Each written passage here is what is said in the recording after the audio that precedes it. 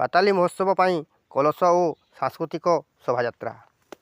ସୁବର୍ଣ୍ଣପୁର ଜିଲ୍ଲା ପାତାଳି ଶ୍ରୀକ୍ଷେତ୍ର ମହୋତ୍ସବ ପାଇଁ ଆଜି କଳସ ଓ ସାଂସ୍କୃତିକ ଶୋଭାଯାତ୍ରା ଅନୁଷ୍ଠିତ ହୋଇଯାଇଛି।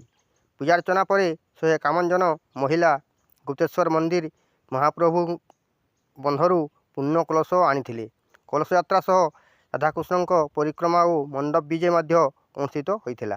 ଗାଁ ପରିକ୍ରମା ପରେ ଯଜ୍ଞ ନାମ ଓ ସପ୍ତାହ ମଣ୍ଡପରେ କଳସ ସ୍ଥାପନ କରାଯାଇଥିଲା।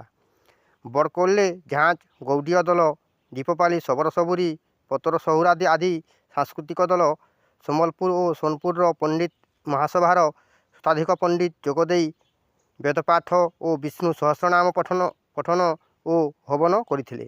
ଏଥିପାଇଁ ଆଜି ପାତାଳି ଶ୍ରୀକ୍ଷେତ୍ର ପରିବେଶ ଉତ୍ସବ ମୁଖର ହୋଇଥିଲା। ଆସନ୍ତାକାଲିଠାରୁ ଭାଗବତ ପାରାୟଣ, 56 ପ୍ରହରୀ ନାମଯଜ୍ଞ, ଘୃତଯଜ୍ଞ, ସାଂସ୍କୃତିକ କାର୍ଯ୍ୟକ୍ରମ, ସାଂସ୍କୃତିକ ସଭା ଅନୁଷ୍ଠିତ ହେବ। ଏହି ମହୋତ୍ସବ ଆସନ୍ତା 24 ତାରିଖ ପର୍ଯ୍ୟନ୍ତ ଚାଲିବ।